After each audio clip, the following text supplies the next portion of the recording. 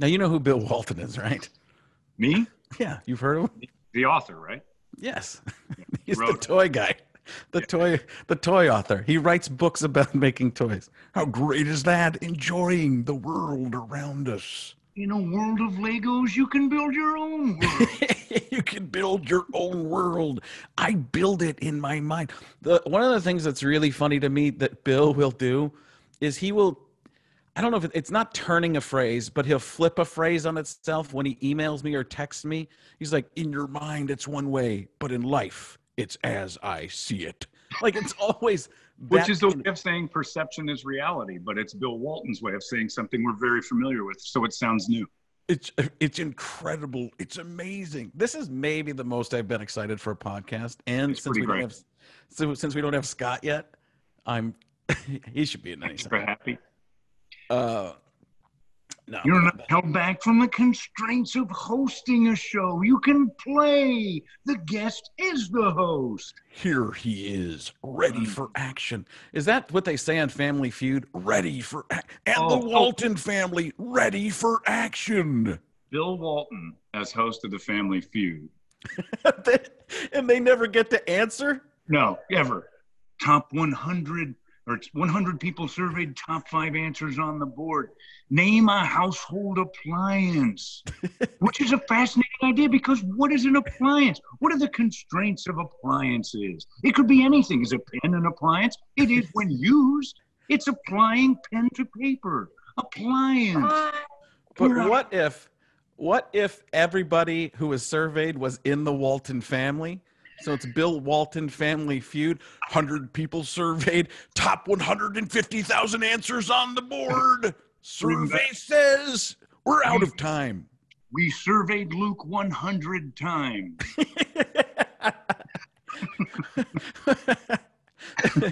He forgot each of his answers. And we gave him a hit of sativa between each question so he couldn't remember his last answer. We may have to use some of this stuff. This will be some Toledo pre-roll as Scott's getting prepped to get in. He was pushing people out of the room, family members, aftershave, putting on aftershave.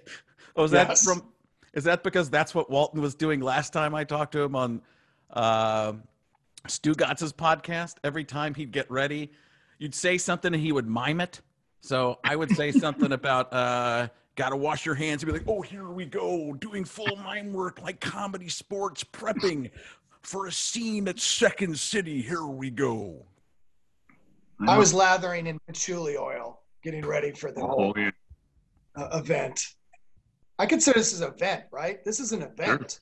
I feel like I think you're 100% right on this. This is more than a podcast. Yeah. This is a life. I've hosted a lot of shows over my time. And in 20 years, whenever you're excited about a guest, you set the bar high and then we fuck up and it sucks. Oh, this is going to suck. Look, all this is hopefully we don't blow it with Bill Walton. It's pretty cool he's coming on. You know what I'm looking forward to, John? An intergalactic bomb.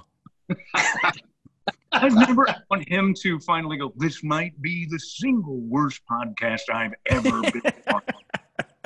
Like he's truly angry at the end. It's an affront to communication. And I was a stutterer. He does bring that. I don't know how many people know that, but the fact that he had a speech impediment and basically talked his way. Yeah, he talks about quite a bit, like because that's what he didn't talk to people. Like it was his defense mechanism to the stutter was to stop talking. So he didn't speak for a long period of time. So, which is crazy. There was a similarity. I think Stephen A. Smith told me one time about. He had difficulty speaking. I don't think he was a stutter. I'm an utter stutterer, exactly what I am. The utter blasphemy of utter stuttering is the way to procrastinate your way through evolutionary topographality. Well, let's just say this about that. I'm glad Bill Walton fixed his stutter. Stephen A. Smith? Yeah. The jury's out for me. I think this is the toughest the job for an interviewer you could possibly have. People would probably think this is the easiest because he'll just go on and on. But to have any control. If you love only to hear Bill Walton, then it's the greatest interview. But so it'll be this is quite a challenge, Frank. I just did something with on Stugotz's show, and I think you're probably right. I'm now all I can think of is the intergalactic bomb that Holmberg set up.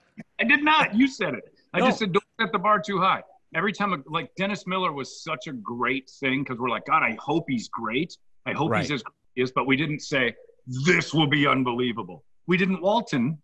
This will be epic, unbelievable, the most amazing thing of all time. And then Bill comes on and goes, guys, I got to tell you, COVID's got me down.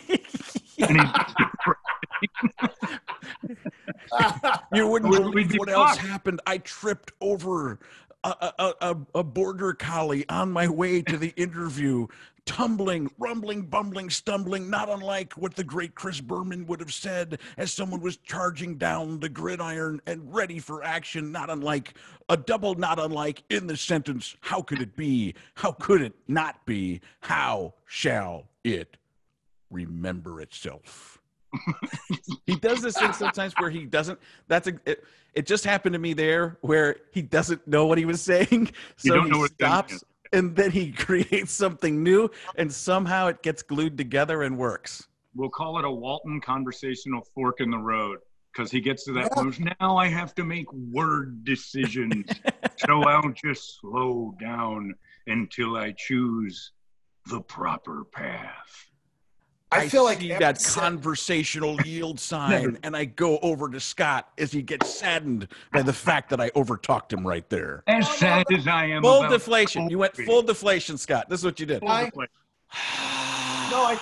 felt badly that I cut off this, impression genius. That was what it really was. Oh, is that what you're telling yourself? It was. Yeah. Sometimes I'm angry when I get cut off, but sometimes I'm like Chris Farley or something, like when he would play that character where I feel bad that I'm cutting off some comedy genius. Oh yeah. That's so believable. Yeah, bought every word of that. I've been in the basement drinking coffees for the last 2.5 hours. I am your motivational speaker. I'm thrice divorced and I live in a van down by the river. Bill Walton, motivational speaker, could be fun. Yes. Oh, amazing. And he is. It would totally work. He probably does that, actually. I bet you he gets hired for that now and again. I think I don't know. I don't know if we need a 45-minute speech. Done. Yeah. I can do that in 5 hours. I can spread a 45-minute speech into 2.5 days with simplicity. 45 minutes is just 3 long paragraphs for me. This is easy. What we're doing is... I hope he just comes on and is normal. No. I want normal. What I know that? I want normal. I don't want... okay, I see what you're doing. I see what you're doing. No, I'm not doing that. Now you're jinxing that shit. I got to do another... I can't do anything right with you, Johnny. Stop wrecking. Just go, yeah, it would be great. I hope that he comes on normal. But I do like him hosting game shows because Jeopardy would be too. I'll take potpourri for 400, Bill. Oh, always an interesting topic, the potpourri, where it could be anything. A myriad of topics exist in the We're out of time. Final Jeopardy is next. They're all tied at 0. I'm sure this has been brought up before, but potpourri has to be the stupidest Jeopardy category of all time, right? There's a few dumb ones, but potpourri is just the laziest of them. Yeah. Because they don't even I can't really categorize this. Everything's got a clever category. Everything. And then they're like, fuck it, potpourri. Like they couldn't think of stuff for a category but why would you have a generic category like that? What's the... Well, because they have 5 questions that have no real theme. But then it's not Jeopardy, right? But then it's not a category. It's just we got lazy. We came up with 5 good ones and then 6 questions that we didn't fucking tie together. I mean, there's sometimes the category is more impressive than the question. Sometimes I'm like, Jesus, that's amazing. They found 6 for that. I love that show. I'm addicted to it. Are you really? I love Jeopardy. I'm good at it. They have they're already talking about George Stephanopoulos being the next host, I'm like, can Alex die first before we start doing this? Do we have to, like, right in front of him say, here's your new guy, hurry up? I don't mean to cut you off, but Here he comes. All right. Oh,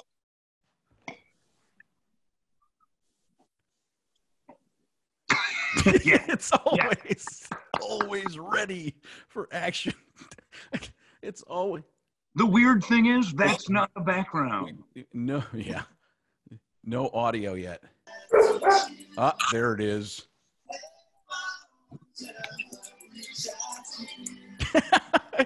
Everything you want from Bill Walton happens when Bill Walton shows up. Save it for the air, please. Okay, how long do you want this? You save it for the air, man. How long do you want this to be? Yeah, you got an hour? You got an hour? An hour? Let's plan for 5 minutes. If I start repeating myself, just say, Bill. Do it again. Anyway, save it for the air.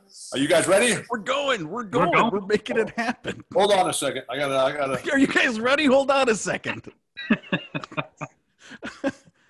Well, let me switch my view. Did you Vaseline your teeth? That's a good idea. I've never thought of that. Save it for the air.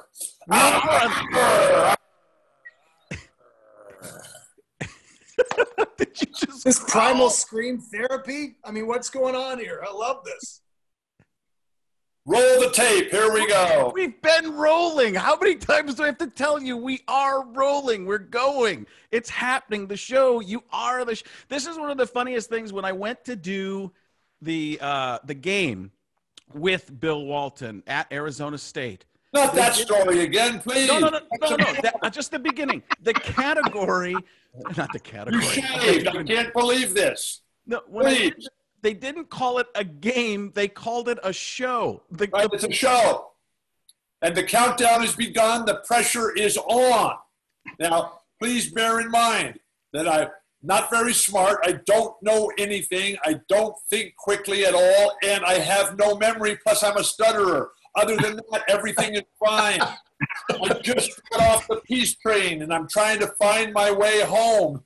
I've been home so much. I've been washing my hands all the time. I've taken to washing my hands before I wash my hands and after my washing my hands. And so my life has just expanded into this incredible spectrum of washing my hands. But now, I got to the closet the other day, and in my life, I am rarely home, but I am home now, safe at home. And so I opened the closet door, and bam, this big giant pterodactyl just came flapping his wings, and he came out.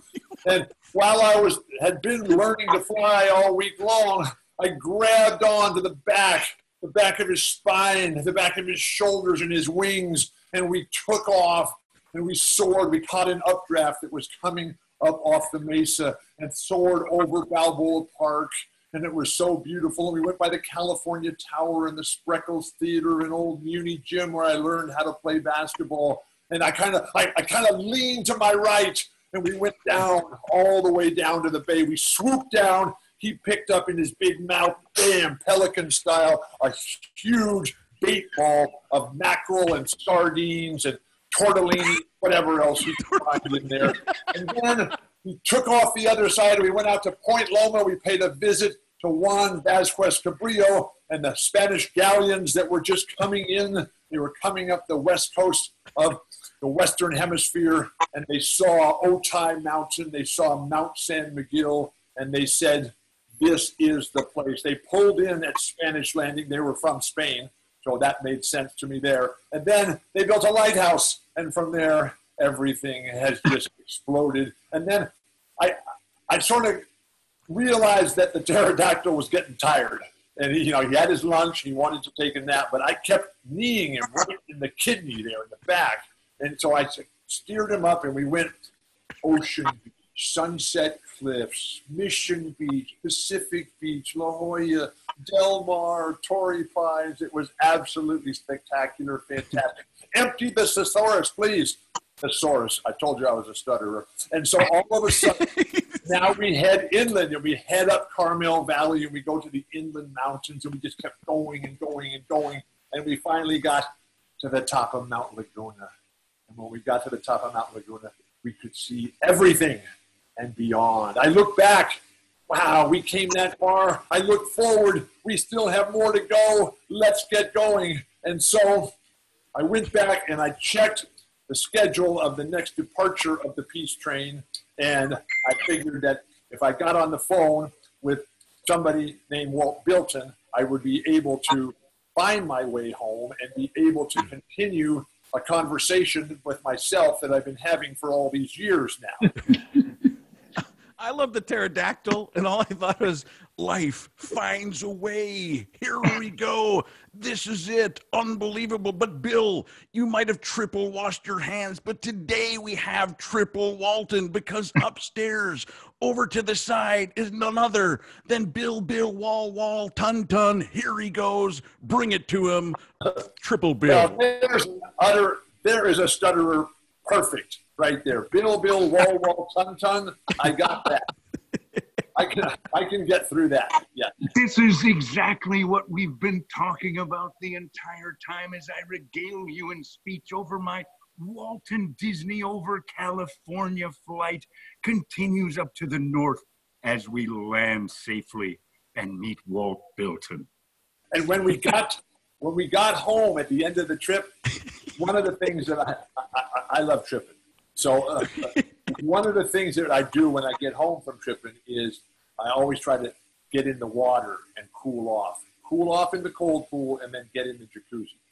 And the other night I was sitting there, and I'm a plant collector as well. And so plants everywhere, all kinds of plants. All kinds. Yeah, we've been here for 41 years. And so isn't that called gardening? Yes, but it's plant collecting. I've never heard it called that before. You can Wall, Bill, Ton. You can call it whatever. Look, sounds like a Native American name for you. So if I get the order mixed up, you just correct me here, and please. I'm literally crying already. Please tell me what I'm wrong. Hey, Bill, is a pterodactyl an essential worker? Because I'm trying to figure that out right now. Is the tide pool an essential function of life? Yes, it is, because the tide pool, it cleans everything. As the water comes in, it dumps a new fresh load, and then it recedes, and then it leaves this calm, still water where the beginning of life starts. And then they have to try everything they can to solidify and make their presence permanent before the next big wave comes in. But anyway, I was talking about being in the water. Yes, so, how can we get you off on a tangent like that? Sorry. I'm in the water, and I've already cooled off, and I'm now into the jacuzzi. And we've got a beautiful waterfall in the jacuzzi, and it's very, very nice. And I look, and it's in the evening, so I've got the evening lights on. And these are all colored lights. Now, it's not like Chris of the Grateful Dead with his partner Jim and their ability to turn the light show off, or maybe Filament Productions. It's not quite at that level, but we've got a nice lighting setup here at the house. And so I'm sitting there, and I'm pondering the future, the past, the present. I'm pondering life. And I'm thinking about my friend Walt Bilton here. Through all walks of life, understanding space-time and the continuum. And I wash my hands, and then I was looking out, and I was behind the waterfall, and the light is on the other side, and so it goes in my face, the waterfall, and then the plants, and then the light. And in the whole continuum of images, there was Jerry. And Jerry was right there looking at me. And I'm saying, oh my gosh, it's happening. Life has come full circle. And I was like so excited. I was all by myself, and I just kept sitting there, and I just kept looking, I just kept listening, I just kept feeling, and I just kept opening up myself so that this would all stay in my life forevermore. And then my wife, I just cannot believe how patient, how kind, how generous she is. Because when I come home from these trips, she always looks at me and she says, because the first words out of my mouth are always, I've got an idea. And she says, oh, great. wait. And then she said, just remember, I was not part of that one-way conversation that you just had. Like this podcast. Walt Wilson, Bill Walton here today, so I have a three-way conversation and figure things out. And so I said, you've got to see this when she came into the jacuzzi. And oh my gosh, just the curves, the skin, the texture, it was just perfection. I said, you got to come here. You got to come here. She said, I got to keep socially distanced from you. I've only washed my hands 27 times today, please. And so I said, you're already in the water. It'll be okay. And then she came that waterfall with me. And I said, look through the water. Look through the plants. Look at the light. And we had a moment of silence, a moment of silence. Really? Impossible. No way. She turned at me, and she turned to me, and she said, oh my gosh, it's Jerry. And we just had the greatest night, and the trip continued seemingly forever. I woke up the next morning, and the gardener had trimmed all the plants. Oh my God, I never saw it again. What am I going to do with my life? It reminded me of the time that our oldest son, You can't do an analogy. You can't do a story on a story. You can't do a story on a story. That's illegal. There's no. you go, test me. Why don't you arrest me? Throw me in the jailhouse till the sun goes down. I have to ask you a question. I'm guilty, please. I'm Mr. guilty. President, is there a No chance? problem. You call me up. You say, tell me something, and I start talking, and then you cut me off immediately. What for you? Hold on, I just had an aneurysm. You cut me off immediately is the greatest line in the history of Western civilization. Back when you're healed, please. Bill Walton and I can carry on here. Yes, please. Carry Bill, on. was there a chance that the vision of Jerry was actually just the gardener? No. Okay, Because just checking. it was in Just the checking. evening, and the gardener is here in the daytime. And Oh, there you go. we know the difference. You can tell the difference between day and night? There's still day and night?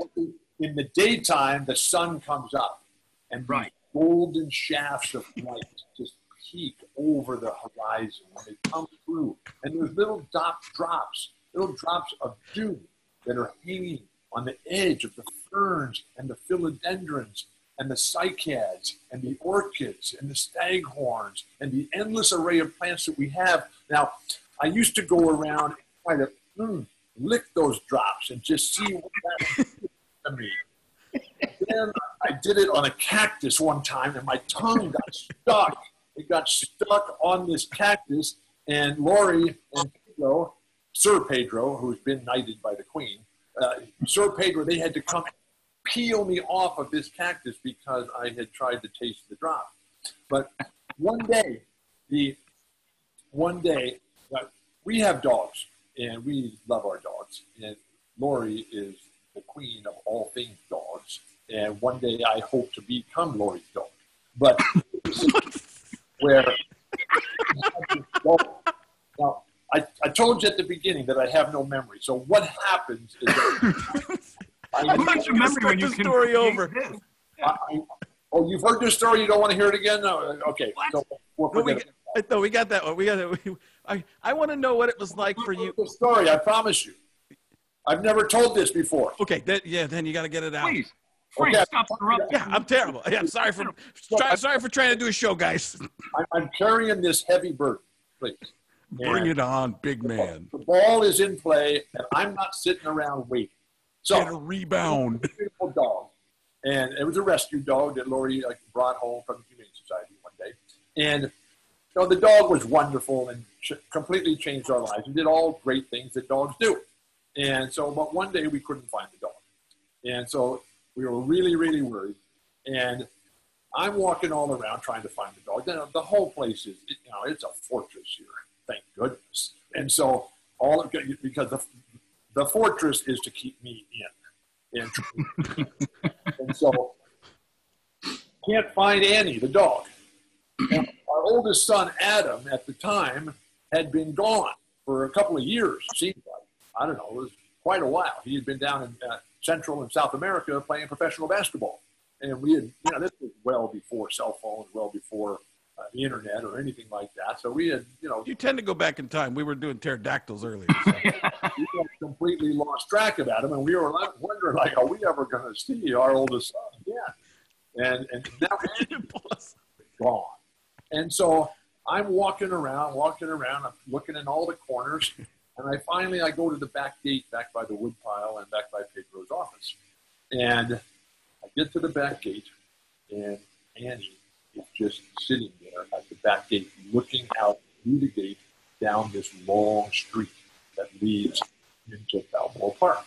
And it's a very long street. So Annie, I said, come on, Annie, let's go. What are you doing here? And Annie wouldn't even take her eye off the street. She just kept looking on that street. I brought treats, I brought food, I brought water, I brought alcohol, I brought everything I could possibly find. And Annie would not move and would not leave her laser-like focus on that street. And so I kept coming back every 15, 20 minutes just to check on her for all the different things I was doing during the day, on different shows with Bill, Wall, and Walt Bilton, and all these different things that I'm doing on these different trips. And I come back one time very late in the day, and Annie had been sitting there all day. Not got up for the bathroom, not got up. She'd just been sitting there watching this road late in the day. And come out to check on her. And our son Adam comes walking down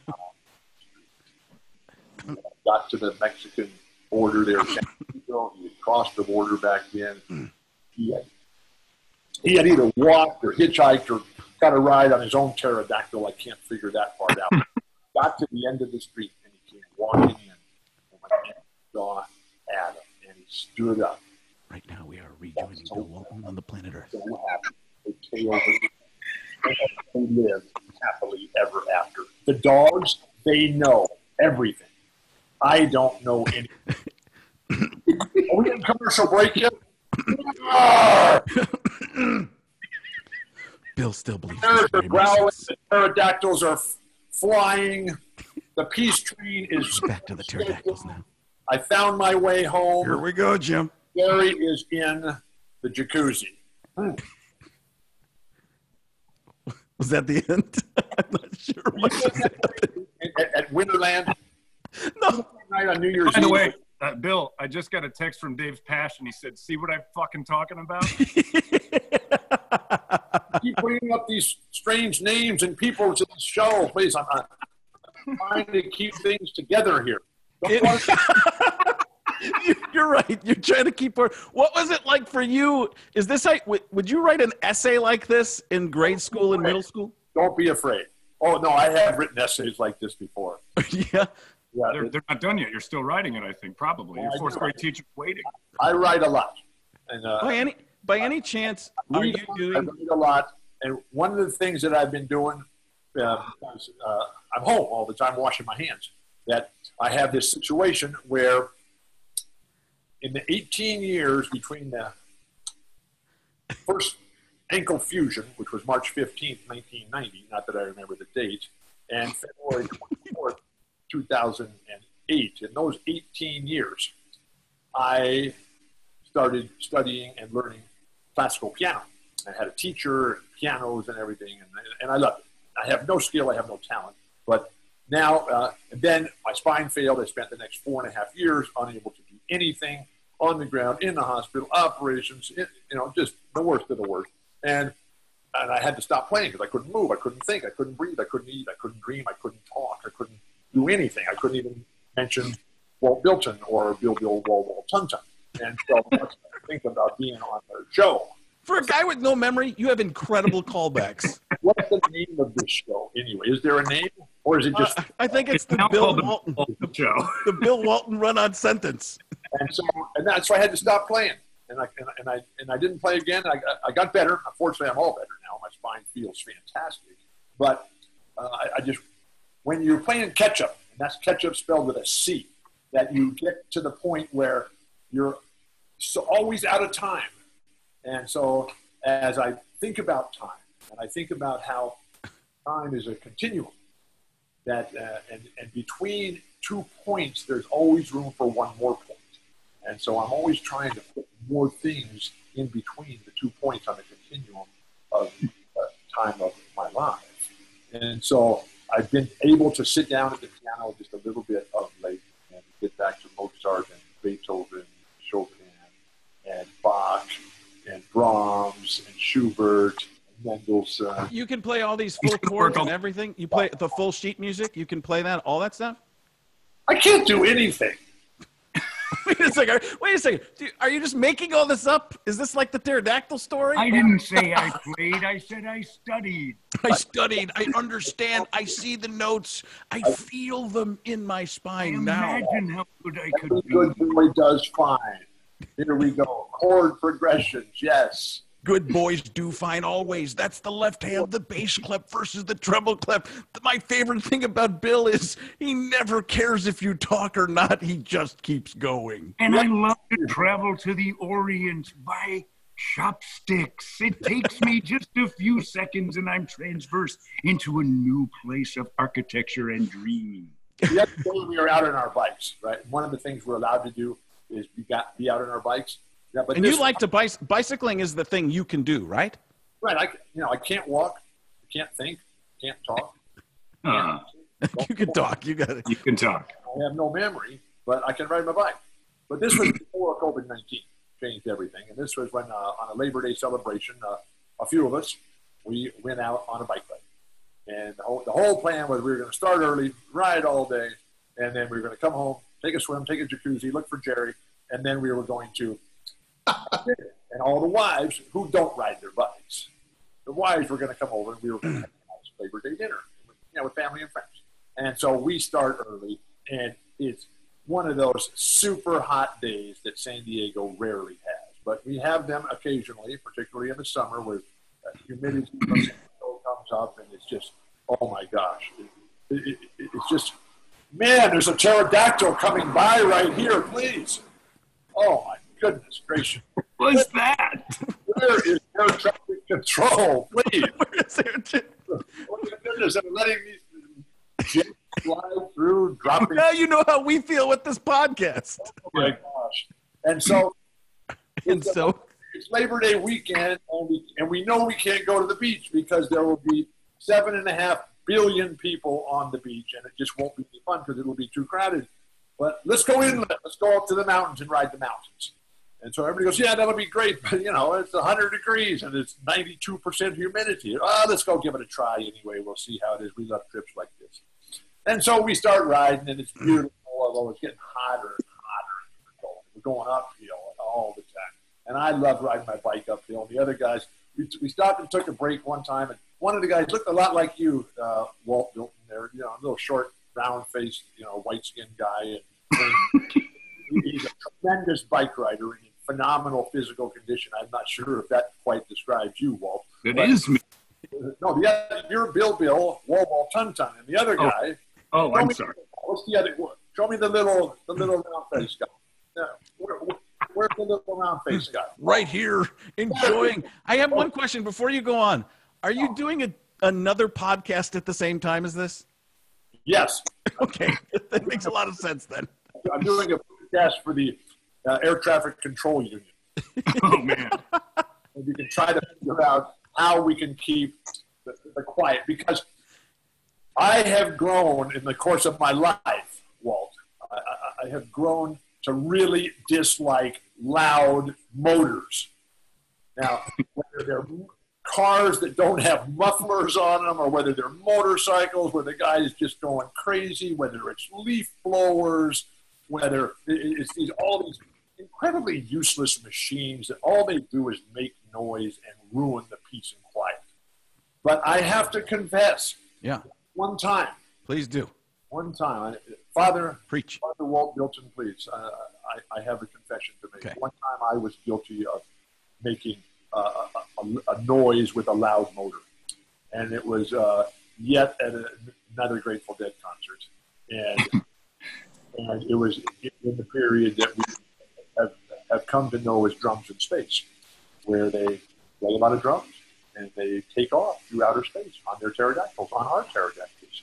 And so everybody kind of tries to make their own little music and tries to help things along and help the cause and keep it all going. And so, Bill Kreutzmann and Mickey Hart were doing their thing and just jamming away, and it was just awesome. There was this big Hell's Angels Harley Davidson parked right backstage, right next to the drums, and I went over there and I kick-started it, and I got a hold of the throttle, and I grabbed the microphone with my other hand, and just and I was just revving the engine of this Hell's Angels Harley Davidson to the beat and the rhythm that Mickey Hart and Bill Kreutzmann were laying down. And so immediately they looked at me like I was crazy. And Yeah.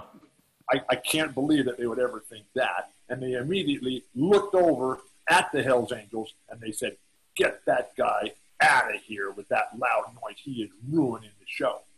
So on this Labor Day bike ride, we start going up the mountains, and it's getting hotter.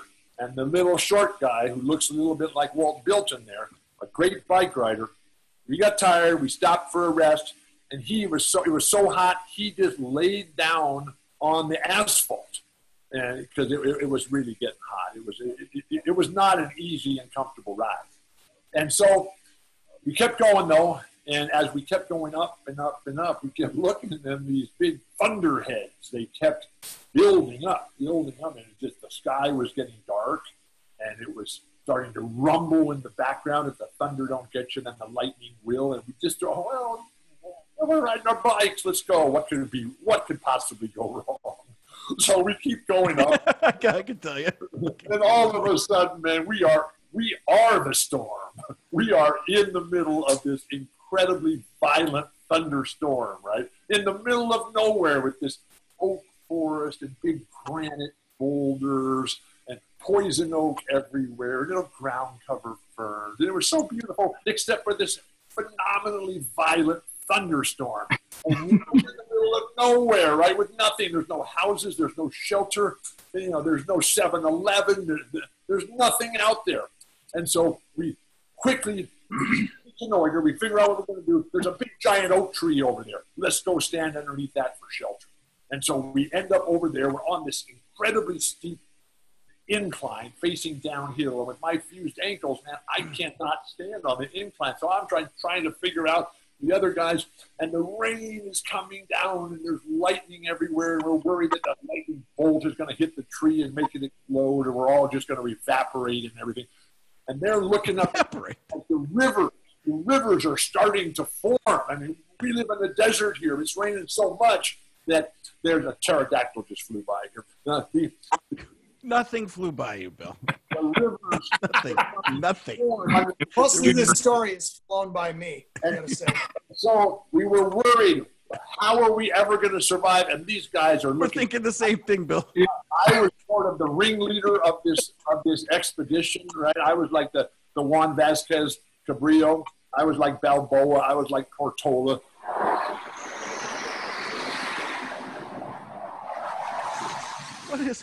What was that? What are you doing? Are we tripping? Is it me? I don't know. Was that Whoa. a plane? Are you We're good. still? That's the only thing that can stop. Hold on, do it again. We're gonna time those perfectly. Only thing that stops Bill Walton at The a war plane. has started. Okay, so now we're saying, what are we going to do here? And so we had the bikes up the hill. Hold on, before you go on, because this is a really good story. What would you have done if I'd have said, "We have 5 minutes"? I would have said, thank you very much, and we'll see you next time. When we get to 5 minutes, tell me that's where we are, and I'll just stop it. Wait a second. Do you feel time like other people? Is it like, do you think in like the movie It's Endgame? on my side. It's on your side. The Chambers brothers. Oh my gosh. How about Gordon Lightfoot? How about Neil Diamond? The biker story. The biker story's not over. We'll go back to the biker story. I'm sorry. Here. I can't get you off on tangents. I'm Finish sorry. the story. I feel terrible. There are no forks in the road. Line. Greg. That is me. Bill, Wonderwall, Tum, please calm down. You Discipline. ever see that movie, Kill Bill? Here we go. What makes a team work? Then now you got the dogs all barking and everything. The attack is underway. Please, I'm on the peace train, but I can't find my way home. And so Here it was. We're there, up against it. Rain, thunder, lightning, rivers forming. We have no way out. We're all going to perish. We had left our bikes up the hill on the side of the road. And all of a sudden, we noticed that a ranger truck had stopped. A ranger truck had driven by, and it realized that people were in serious distress. And it was a lady ranger, fully armed, all kinds of equipment in there. She said, "Come on, I'll help you guys get out of here. Let's go. This is very unsafe here. You're risking your lives." We said, "We know that. So please help us." She said, "But you got to leave your bikes here. There's no room in the back of the truck." And I said, "We're not leaving our bikes here." So I elbowed her, pushed her out of the way.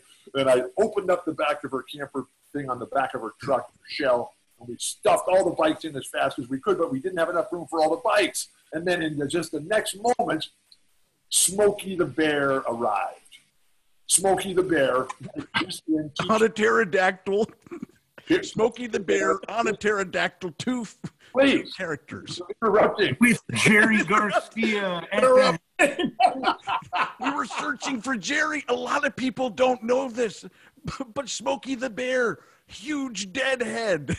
Smokey the Berry. Smokey the Bear. Smokey the Jerry.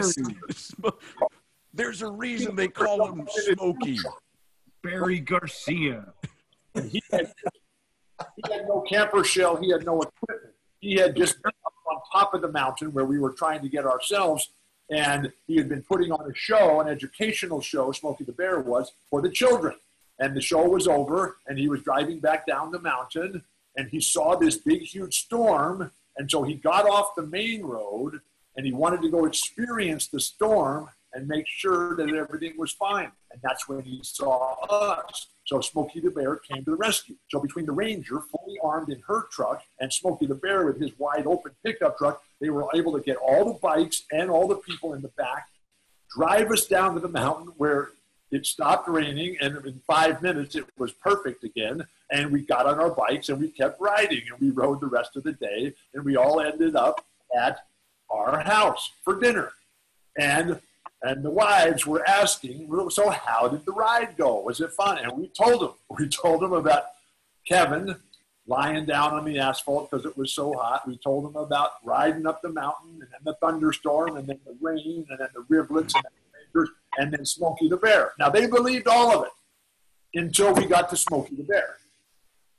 And then I had the foresight that when Smokey the Bear had dropped us off down by the lake.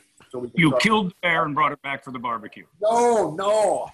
I had invited him to dinner that night. And so...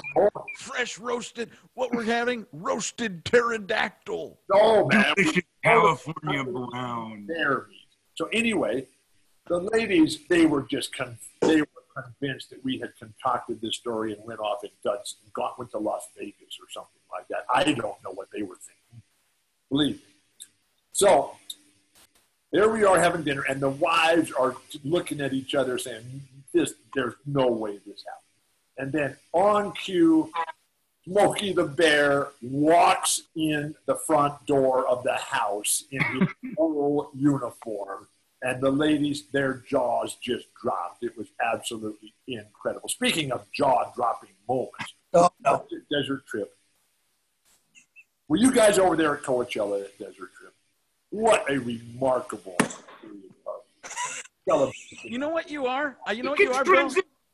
You know what you are, Bill? The inside of Robin Williams' mind. That's what you are. Yep. Have you guys been having any trouble laughing in your lives lately? Not for the last 45 minutes or so. Yeah. 35 minutes, no. So this whole COVID-19 thing has been most serious thing I've ever encountered in my entire life. Everything is up in the air. Pterodactyl military attacks right here in downtown San Diego, and pterodactyls flying through the sky. I don't know about that. Wait a minute, was San Diego attacked during this? I missed that day. Is San Diego still with us? Did we lose it? We're under attack, man. You didn't hear those jets flying by? Well, you were flight path. I forgot about that. I forget that you hear something and create a scenario around it.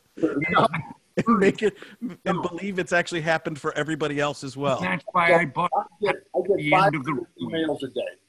And I'm sorting through them, and there's this one. And it just I've says, been warned. Click on this link. And I opened the link, and it was an edited version of Robin Williams from Good Morning Vietnam. And I was just laughing out loud. It was just so funny. And Robin was a great friend and so sad. Wait. You were friends with Robin Williams? What I said. Yeah, but I didn't. Where did you meet Robin Williams? Are you hearing me? Please. It's hard. Note, Frank. It's difficult to hear you give actual facts. Those things seem to get glanced over. No. And then we lost Robin in the Great War of San Diego. Robin, very much like you, Walt, very much like you, Walt Hilton, just a heart of gold, incredible creative genius, and he was always on. He was very much like Jerry, and that the pressure to always be on was just incredible. Did you ever go to a concert with him or anything like that? Did you spend time with Robin? Oh, yes. What do you think? I didn't know. That's what I'm asking. Sorry for the questions, the insightful questions. I'm sorry.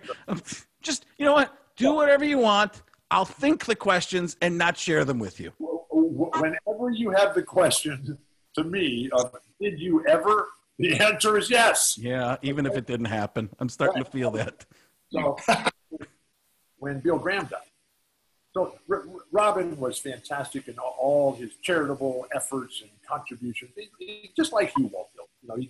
He was always into making people feel better, to ease the burden, and to lift the pain that people are carrying around.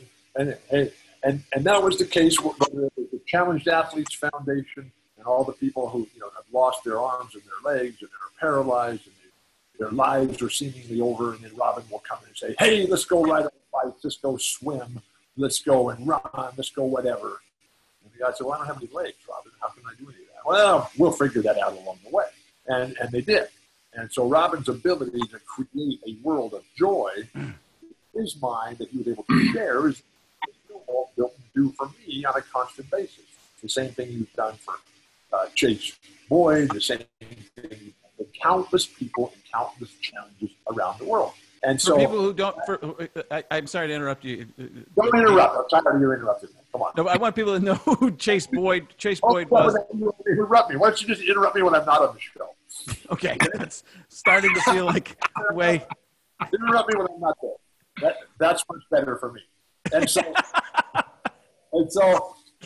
in 1992, I think it's one of those deals, but I'm pretty sure of this thing.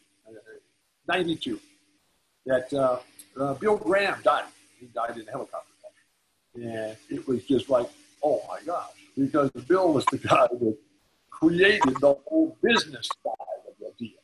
That everybody to this day is still riding on the peace train, which has a little label on it, the gravy train. And so, but Bill died, and so what are we going to do? And so there was this big celebration for Bill in his honor at Golden Gate Park. And you name it, they were there. The only reason that people weren't there is because they were already dead themselves. And even some of those people showed up. And so they had all the bands and all the singers and all the entertainers and all the artists just putting on this show to try to lift the spirit of everybody. There was 300,001 person at Golden Gate Park. I was the one with the other 300,000. And so it was an incredible day of sadness, of loss, but also of coming together and how we're going to move forward. And Robin Williams was the MC. And so that's the story. Okay. Every famous band you've ever heard of was there. And so they were out there just having the time, and the fans were just loving it. But really, we just wanted the band to stop so that Robin could get back on the stage because he was so on fire. Just amazing, happening and just going and going and going. You would have no idea what that's like, Bill. He had 300,001 people in the palm of his hand with a handheld microphone. Hold on, Bill. I'd like to do an impression. Podcast host with Bill Walton on. Okay, go ahead. Don't wait for me. I'm ready. You know who I think needs a charity? The waiter that had to help Bill Walton and Robin Williams that night. That poor person got run ragged by you guys. There's no doubt. Robin loved his bike too. now you're in the single.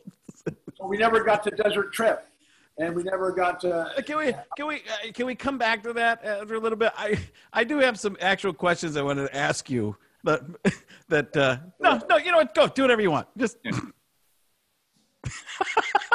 you're speechless. Okay, I gotta go. Go. Watch Jerry's this. waiting for Susie. Hey, Frank, watch this. Robin just flew by in a pterodactyl of his own. I've been trying to figure out. I've been trying. One of the to things that say, I've really John, just done. what? One of my great regrets in life. You were at the belly. I'm having one of mine right now, Bill. Go. Do it now. Go. As the song goes. Nope, you missed it. You knew my name. Anyway, we're at the Belly Up, which is this like church and temple and shrine in Solana Beach, just up the road here. And Jimmy Cliff is playing, and we're having the time of our life. We are. Look at the screen, Bill. We can't Look at the contain screen. you. We tried to. He doesn't know. I'm still talking. Is the show over? Tell me when the show over. It was over a while ago. Dave, how do you do this? Dave, how do you do this? Did it ever start? Did it ever start? We're rolling. Bill. We're rolling. I have a question. I have a question for the guest, the gentleman in the tie-dye with the tie-dye background. He didn't even notice until now. I want to know how the guest feels about his portrayal in The Last Dance, considering he's always telling me to stop whining, yet he was portrayed as a whiner because he got switched onto Michael Jordan in the playoffs. Time out. How did Pasch just show up and get a full, well-thought-out question in his first second on the show, where we haven't said a word, and this is amazing. Dave, we've been playing Interview Jeopardy. He has all the answers, and we've asked no questions. This is what my life is like. I'm here. I'm having a good time. I'm in Yosemite. I'm in Death Valley. I'm at the Horseshoe Bend. I'm in Hawaii. I'm in the Milky Way. I'm in Mountain Valley. I'm in the Grand Canyon. I'm in the Sierras. I'm in the Redwood Forest. There, I'm on the Colorado Plateau. And all of a sudden, this person just jumps into my life and starts asking me questions about whining and complaining and making excuses. Now, I used to be very concerned about this person for his own well-being and safety. I thought it would work.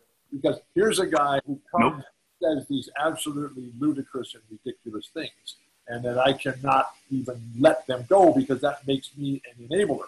That makes me someone who agrees with these things. But then I found out that when COVID-19 hit, that this guy, Dave, is that his name? Dave? I think that's his name. Anyway, Dave went and he paid everybody's rent. And he paid everybody's utility bills. And he paid everybody's food bills. And now the world is going again. And it's fantastic. So, Dave, is that you? I salute you, sir. I acknowledge you. Thank goodness. You are the Savior. You are the Messiah. Please lead us out of this morass into the promised land. You're too kind, first of all. I'm just following your lead, Bill, just watching how you... My lead? You never let me lead. All you do is say, leave me alone. No, your hospitality, Bill, and how you let anybody and everybody stay in your home and you provide for them. I'm just trying to follow your lead of sharing and caring. Following awesome is a very dangerous thing because that assumes that I know where I'm going. It's like one of your stories. Is that I have two nicknames in my world of riding my bike. The first one, and they're both well earned. The first one is Crash, and the second one is Always Lost. But I always dispute the Always Lost moniker because I don't know where I'm going. I'm just trying to go forward, and I'm just trying to go further. Because every time that wheel turns round, I'm bound to cover just a little more ground. Frank, jump in here, Frank. What have you guys been talking about so far? What has Bill been talking? Oh no, wait. Let's do a quick recap. We started out with Bill going into his closet and riding a pterodactyl over Disneyland in California. Well, California is Disneyland. We hope that Disneyland opens up again soon. Hey, Frank, let Bill recap it. See what he Bill, could you recap? Could you recap what we've talked about? No, don't do that. No. Don't do that. Don't have him recap anything. I didn't even have this. Honestly, I didn't even have this idea until we lost complete control. About 20 minutes in, I texted Dave and said, "Are you around?" He said, "Of course I am." He thinks in your voice, by the way, Bill, which we all will. Of course I'm around. I'm just in my office with trinkets behind me, ready for action, ready to become part of this. Ready. I can see you taking breaths. No, this is how it feels, Bill. That you don't get a chance. You're trying.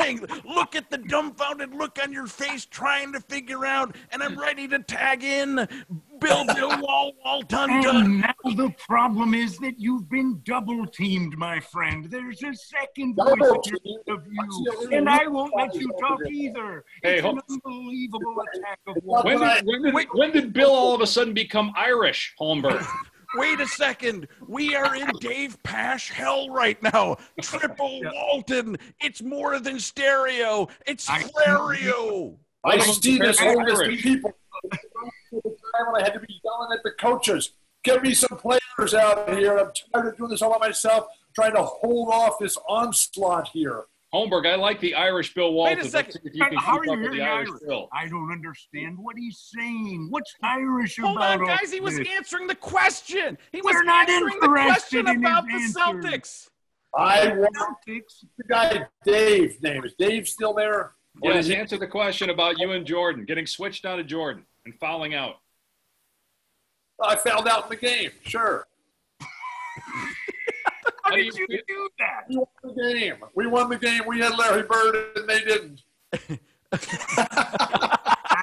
Dave do that. Dave got a 5-word answer out of him. Oh, my God. Big deal. It happened. Oh. Hey, wow. Dave, your name? How's that Hall of Fame thing going, man? How's that I don't know that it's happening. I don't know. It just depends. It's next month, and it's in New York. Congratulations. I didn't know that Bob Weir had his own radio station. I know he has a lot of other things. But fill me in here. What's going on? What are you guys talking about at the moment? Hey, before you get there, will you please break out some of that air I gave you? I got it right here. Hold on, I can get it. Get me the air, that's man. it. That's it. Just leave and do whatever you want. We're not doing a show. No, this thing is no work right now.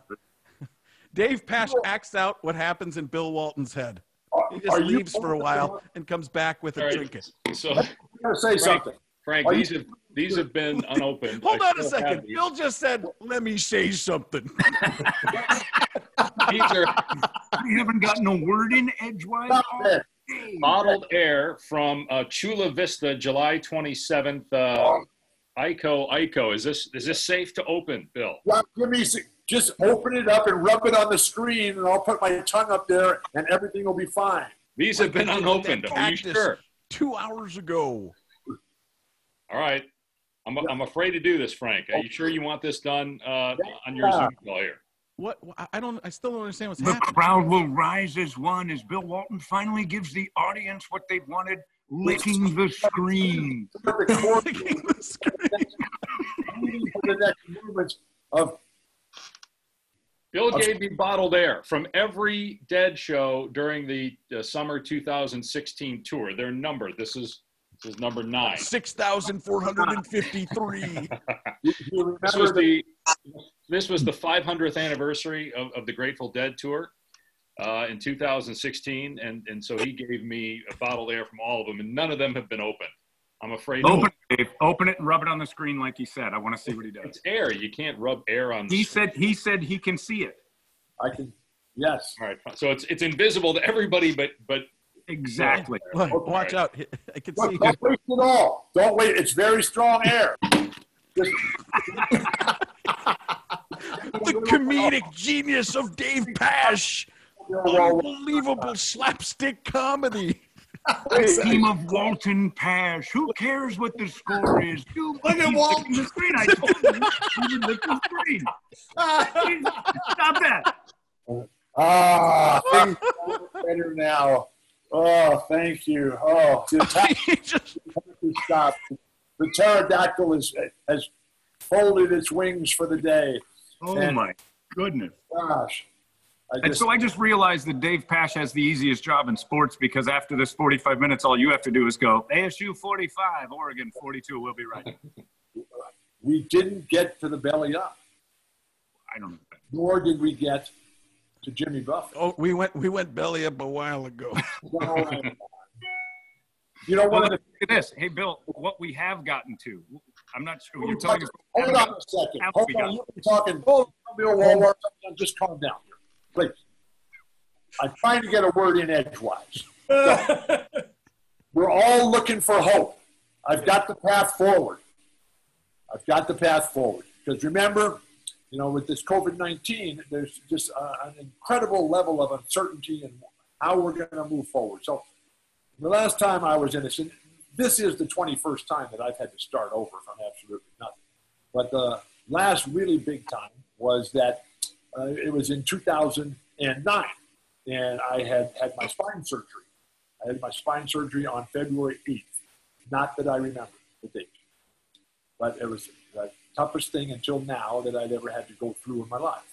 And so on the surgery is February 8th. On April 7th of that year, 2009, Neil Young, he comes out with his live album, Fork in the Road, which is where we are right now, standing there at the fork in the road. And so I'm playing this every single day, all day long. I know how to push the repeat feature on my machine. And so I'm trying to find Lori's repeat button as well. Anyway, then April 7th is Fork in the Road. And then April 28th of the same year, Bob Dylan, right on the heels of Fork in the Road, comes out with Together Through Life. And so now I've got the two, Fork in the Road, Together Through Life. And they're just playing all day, every day, over. John, you won't believe what you missed. Frank, the problem is there's no basketball game to interrupt this right now. No score. Is that what it is? Interruption. And it got better. And so now Bob Dylan is now going to release his next new album since 2009 of original material. He's already released two of the songs, Murder Most Foul. Oh, my gosh. Are you guys old enough to ever have heard of President Kennedy and he got assassinated? Murder Most Foul. Or Wait a minute. Kennedy was assassinated? When did this happen? What are you talking about? Oh, my God. So June 9th. Lee Harvey Oswald was on a pterodactyl. Rough and Rowdy Ways. Rough and Rowdy Ways, which is basically the name of this show right here. And we are going to be healed again because he's going to show us the way through the morass and out of the quagmire and out of the muck that we're wallowing in right now. Thank you, Bob. Thank you, Neil. We have reached the fork in the road. We're taking the right path. We are together through life. Now we are looking for the rough and rowdy ways that are going to be able to empower us, to embolden us, to give us the confidence. Because that guy Dave, what's the guy Dave? You guys all have hats on. What's the deal with the hats? I don't, but I'm going to get one. Okay. And so here it is where we need, hey, now, very nice. Yeah. So, very I had to take some more of that air. Yeah, give me some more of that. Reminds me. Is this what it's like all the time? Hey, Dave. Reminds me of the time. I'm going to take a chance here, and I may just turn the computer off, but I'm going to ask the world's most dangerous question right now. Prepare yourselves. Bill, I don't like the Grateful Dead. Sell me on it. Oh, no. Okay. So, how much time is left? That's the problem. There's no score. There's no timeout. No commercial. Give me your email address. I just did. Never. Could you imagine? Could you Bing, imagine? bing, bing, bing, bing, bing, bing, bing, bing, How bing, filled it bing, would bing. be? Unbelievable. Bill, wall, tun. It's fine. I'm kidding. I think they're fine. I was just seeing what you would do. Love and hope and joy and optimism. And if you want to go in the other direction, that's fine. just know that. No, all I really wanted to get out of this whole interview, other than life in general and understanding space and time. You told me we were going to get on the phone and talk about the future. No, I do have a real question. If Bill is ready, I'm not good at smoking pot, but I want to be better at it. What is the fourth law of learning? Repetition. I'm trying that. It makes me sleepy. I just get tired. Please put that background up again. Bill, whoa, ton, please. Take the stage. I want to see that background. Oh, my old one, you mean? It's actually a real background. That's not fake, just so you guys know behind He's Bill. intergalactic, planetary right now. The Beastie Boys are inside his head. Beastie Waltons. I was on the pterodactyl the other day, and as we look at Scandinavia there, if you've ever been to Scandinavia, I was just so impressed the other day that Norway said, hey, man, we're just dumping all our investments in fossil fuels. Are you doing this from the teepee, by the way? Is this being done in the teepee? No, I'm in the shop waxing up the feathers of the pterodactyl for our next. Wait a second. Pterodactyls have feathers? Yeah. His do. That's how they fly. Okay. They're just big chickens, really, but let them live. Wait a second. The feathers are what make them fly, Bill? Pterodactyls? Oh, gosh. You've never seen. I think it's the wings, right? Just ask Lori. She'll have the answer. That if you need anything in the Walton household, just go to Lori. Everything. Arr. Is Richard Jefferson and Luke still living in the house, or have they been removed? Years ago. They stopped taking my calls. We love Luke and RJ. They're just fantastic. And we're hoping that they, like all the rest of the young people, are going to save us from ourselves out here. The way that Elton John saved me that night in Las Vegas. Oh, my gosh. Oh. What yeah. What Somebody Saved My Life Tonight is about? Yeah. Well, it happens quite frequently. Yes. He's had a lot of people he owes. Right. So we're at the NBA All-Star Weekend, and Elton was going to play a private concert for the NBA. And so it was fantastic because not very many people showed up. I don't know why. I mean, Elton John is as great as he's ever been. And so we're sitting in the audience. Lori and I, we're having just the time of our lives, right? And the crowd was just kind of like, oh, okay, whatever. And so Elton said, look, you guys are, don't be afraid here. It's okay to have fun. That's what this is about, this show. And so if you want to come up here on the stage and dance along right next to us, that's fine too. And so, I mean, we did not have to think once about that request. And so Lori and I, we just bolt up to the stage. Elton starts playing. Elton starts rocking out. We're dancing and everything. I look over at one of the drummers. I jump in his spot, elbow him out of the way, grab some new sticks, and just start pounding away and having the time of my life. And Elton was calling me out during the song, said, go Bill, take the lead and everything. And then we just had the time of our life. I remember when rock was young. Me and Elton had so much fun. Holding hands and skimming stones. This is the song about pterodactyl bones. I got home, It's unbelievable. Symbols that I had been playing, and they all signed it. They said, Bill, thanks for making the night. Thanks for being part of the band. And it was great. And just the other night, we were over at dinner at Chef Gordon's house, and Bernie News story. Can you tell us when the news stories are happening? And you can cross off Chef Gordon now if you're playing Walton Bingo at home. Pat Kilkenny will get a mention next. Wait, Chef. Hold on. No, you hold on, Bill. Just once. Super Friends announcer time. Meanwhile, somewhere in another Bill Walton story. In the center of it all, I'm taking a call. Oh, Lionel Hollins just called. Yeah. Now there was a player. My gosh. Lionel Do you Hollins. think college basketball's coming back? When? Jesus. Excuse me? I'm just going to throw questions. You have to understand, I couldn't hear you because I wasn't talking. I don't know anything. I'm not very smart. I don't think quickly. I have no memory. And I'm a stutterer, so please, you got to write it out. You got to give me a couple of days to come up with an answer. But please tell me about restarting the interview again. Because that's what we started with. This scares me. Are we ready? Are we rolling? Are we rolling? I'm rolling something. Ripping, rolling, stumbling. Rolling. The Irish Bill is my new favorite. Why are you hearing Irish? I don't hear Irish. I don't know what's Pasch. But I'm glad because a little man on top of the house. let me tell you why, John Holmberg. Because he likes your woefully better than mine, so I finally got one. So we're fine. We're what back would happen if again. Wolf and Walton got together? Because there are a lot of people who want to see. Because Bill doesn't know who he is. What should Bill know about Wolfley? I know who Jerry is, and I know who. How much of your life is? There's no hope for that setup, Pasch. No hope for it at all. I know who Jimmy Cliff is. So we were at the Belly Up, and we were having the time of our life. How do you keep track of where your story left off? Yeah. Do you care? Problem, okay, I got the track. Your track is your own problem.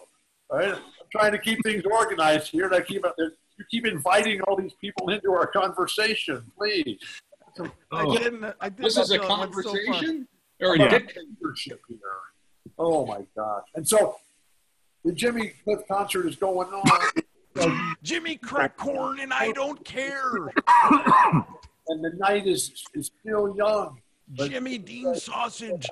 Does it get any better than this? The breakfast of champions. He's still going. I've got to stop right now. He had played for he might have played for 2 days. I'm not sure. I lost track. And so we're all kind of just exhausted and spread out on the. Tell me about it. Yeah. And really an emotional experience. We're completely drained, covered with sweat. I went through 5 shirts during the concert and kept going back to the merch store and buying a new one because the other one was just soaking wet. Dave, text Frank on how to get out. And so the drummer comes out and says, Bill. This is the greatest character. David, I'm sorry. I had no idea what you were dealing with. Foolishly said in one of Do you miss me yet, David? Dave, you can never ever again. I can't do it without letting you stop. I am so tired, and I got all these people. I don't think it's gonna work. And so with that, it's like background music. Whose idea was this? Back to the show. I'm not taking credit. Thanks very much for having me. You guys got enough guys to continue this show. Oh. You have a great day. Shine on, heal on. Walt Bilton, Bill Wall, Tun. The other guy with the air. Yeah, keep spreading the love. Keep paying. Bill, can I get here? Okay. Bill, can I get one guy in? Bill. What? We have a college student who wants to ask you one question really badly. Can we do that? He's on the show and he sat out. So interrupting me. Why do you keep bugging me, man? We're trying to do something here. We're trying to get to tomorrow. Do you believe in tomorrow? Yes. Try, Shaun. Try. Have you ever been to the jacuzzi and looked through the waterfall and seen Jerry? Bill, where's your favorite place that you have ever visited in the United States? You've been all over the country. What's your name, sir? Shaun Salehi. I just graduated from Arizona State University. #1 in innovation. Go on. Shaun, you should know better than to think that I live in a qualitative binary decision-making world. I like lots of things, including all these people on the right side of my screen here. You seem like a fine young man. Be sure and say hi to Michael Crow, Katie Packwitt, Ray Anderson, Bobby Hurley, Doug Tamero, all the guys. And just come on down to Desert Financial Arena the next time we're in town for the big game. And you can sit in, because the last guy that came and tried that, they threw him off in a heartbeat. We were just having too much fun, and we were smiling on a cloudy day. And Scott, you seem like a fine representative of the future. You seem like the kind of person that's going to make me Shaun. All is worth waiting for. God, is someone else. That's all I want is more, Shaun. What's his name? What's your name? There's Bill Wall Tun with the stick hat on. Man, Terry Bradshaw, Rocky Blyer, Frank O'Hara, Harris, Mean Joe Green, all those guys. That was fan. Jack Ham, Jack Lambert, Chuck Noll, Sweeney, the Rooney family. Excuse me. That was fantastic. Have you ever been to Bakersfield? Okay, Shaun, you asked me some of the places I like. Have you ever been to Bakersfield? Yeah. California, yes. Yeah. Why Bakersfield? Well, did you ever go there with with Neil Young? Excuse me. Can't say I have. Oh man, you got to go. So Just say yes. Just say yes. well, please. And quite as creepy as Neil Young taking a college boy cross country. Oh, man, that's where it all begins. Trust me. Why does his head keep disappearing, or is it just me? Whenever he moves his head, like Who are you talking? No, that's like move your head forward, Bill, for a second. It green screens off of himself. Stop doing. No, man, I'm doing my Roman chair right now. I'm sort of in the exercise room. Hey, man, I got to go. We're witnessing more than enough. yeah. Right. Tell Franco Harris hello for me. I will. His jersey's All right right, here. Scott, I was going to try to get you in there for that thing. Right. No, thank you, Bill. We learned so much today. What not to do. Am I excused now? Can I go? Oh, Yeah, Pat, Dave, I come wanted on, you out of here a while ago. We never got to Egypt. Let's go to Egypt. What's that guy? Who was the guy with the question?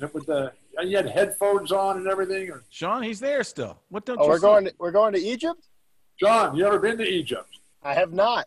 Oh yeah, fantastic. The next time the Grateful Dead go, be sure and get on that. Okay, will do. Call the police. You're being abducted. The greatest flight ever. by alien pterodactyls. Alien Waltons have abducted Shaun Salehi.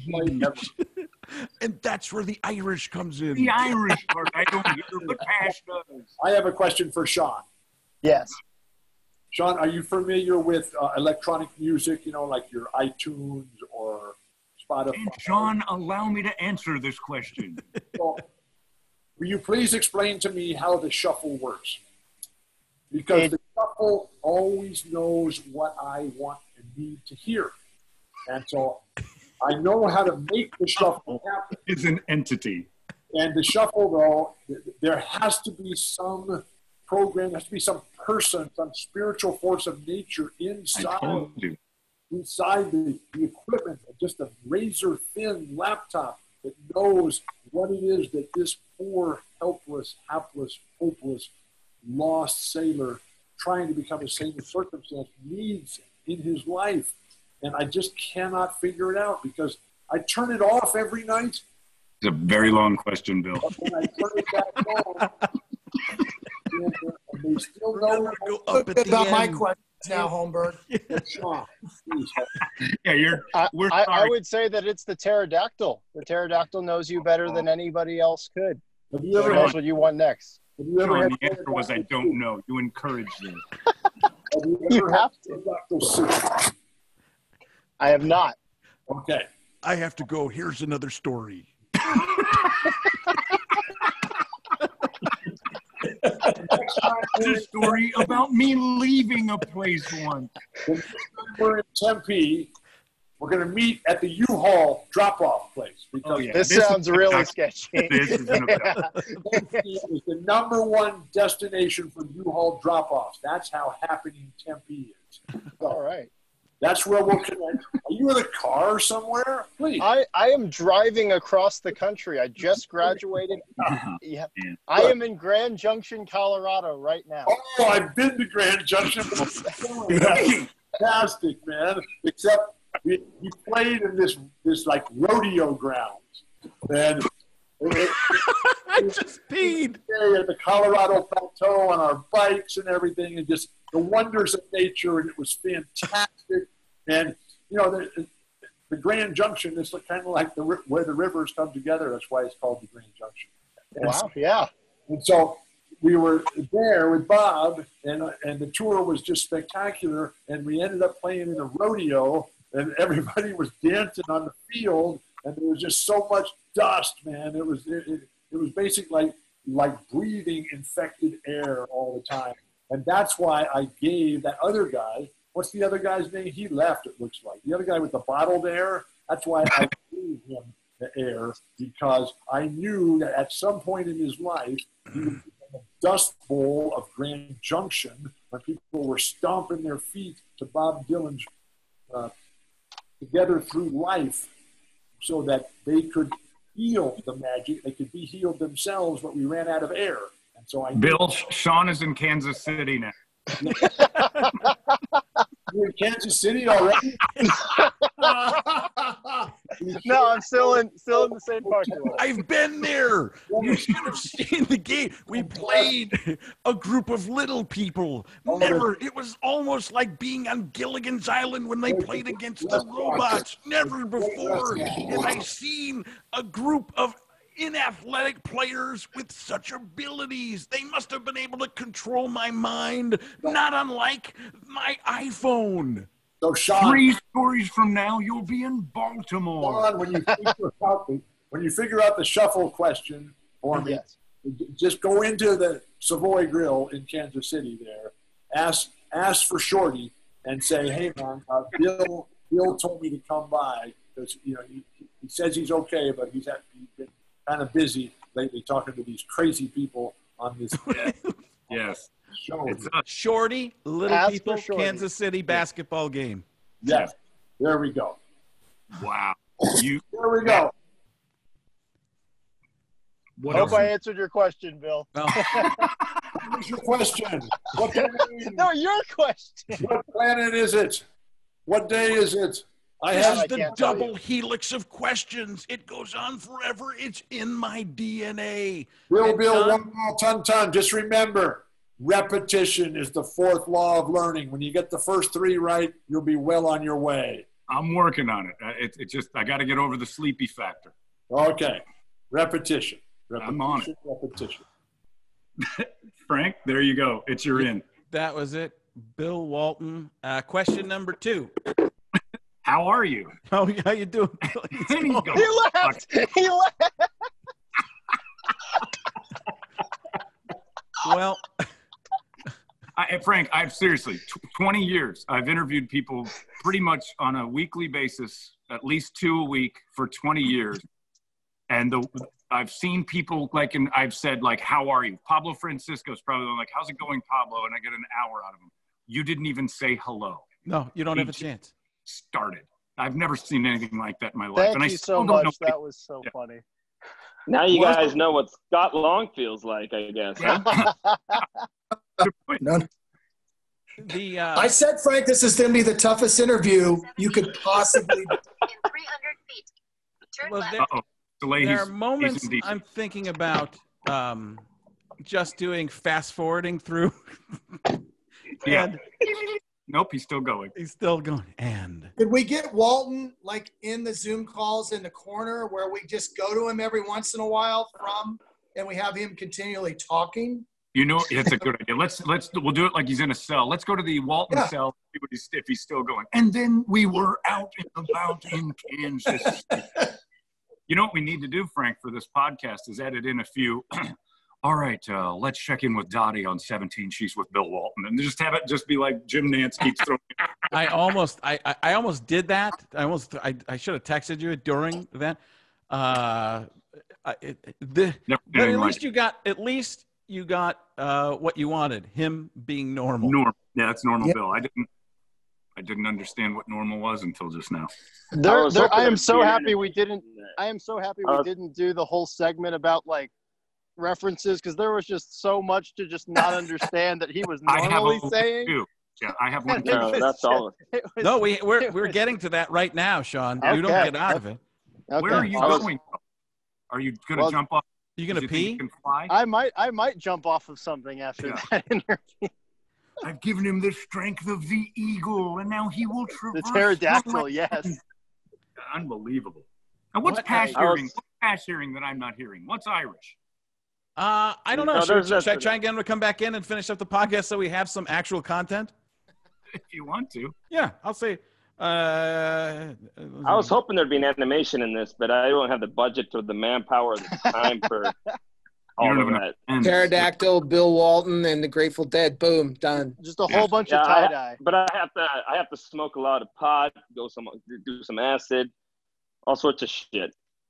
That was insane. Trying to get Dave back So in. they don't drug test at ESPN, I guess? Oh, God. No. When you hire Bill Walton, you know. Yeah.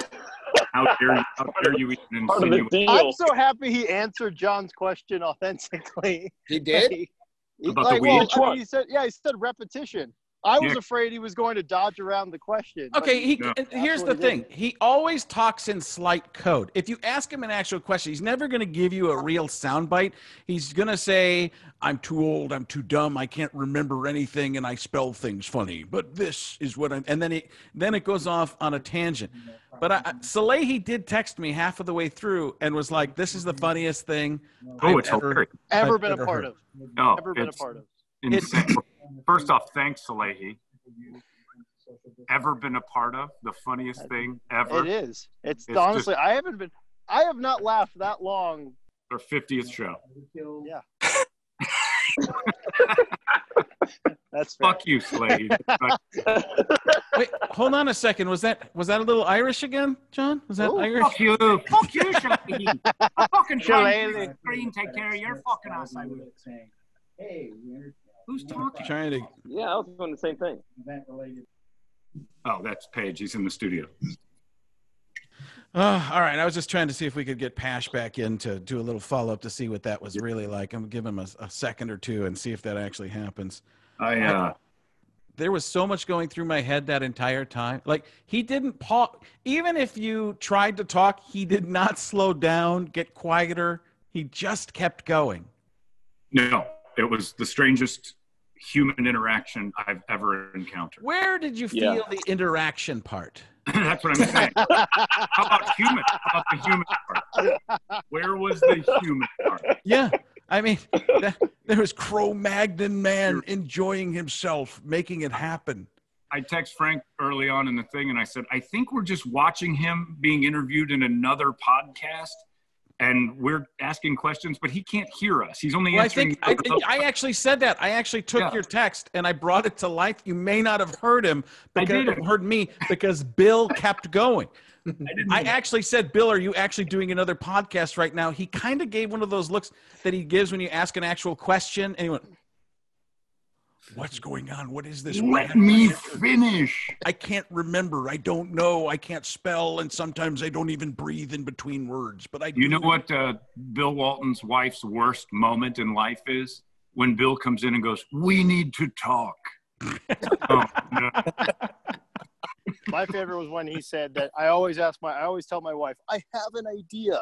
And it's just that I can't imagine hearing That's the worst.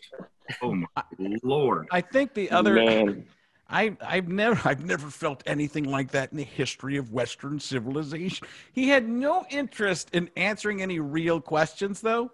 So it's funny how, because when he wanted to know what we would talk about, so I texted him this long text. And he's like, that's the longest preparation text I've ever gotten. But I think he wanted to know what I actually wanted to know, what I wanted to know. And then he figured out this is the stuff I will avoid. Yeah. Yep. He dodged everything you tried to go down. Every road you wanted to go down, went the other way. We never talked about basketball for 1 second. It's like him during a basketball game. That's exactly what it's like for Dave Pasch's partner. Oh, I know. I listen. He did bring up Lionel Hollins for a second. Yeah, because he called it. All right, hold on. Everybody else out. Just Dave Pasch is going to come in. Yeah.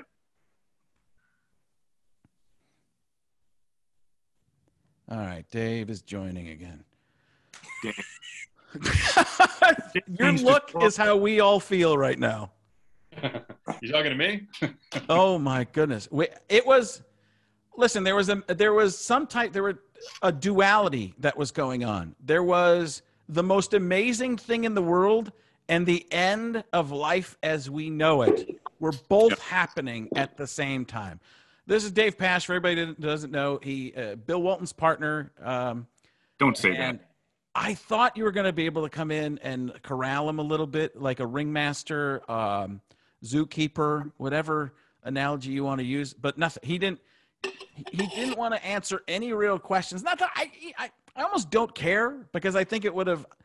I felt like I needed to make the attempt at least, but then he would just do Bill Walton stuff.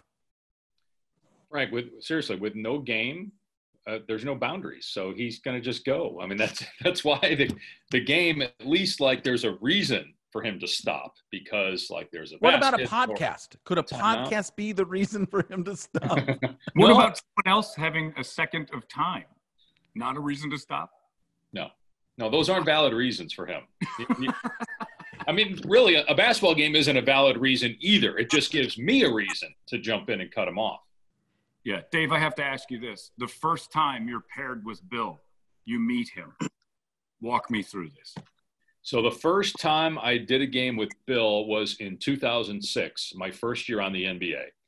I was ecstatic to just be on the NBA at my age and now to do a game with Bill Walton. And Mike Tirico was Bill's partner. It was Mike, John Barry, and Bill. And I was like the fifth guy on the play-by-play list. And I think I maybe did 10 games that first year. But when Tirico had Monday night and had a busy week, I would end up working with Bill and John. And so my first time working with Bill and John pulls me aside even before I meet Bill, and he goes, do me a favor, tonight on the air, just ask me some questions, because if you don't, I'll never get in. so that was my initiation. And then I remember doing later that year a game with Bill by himself.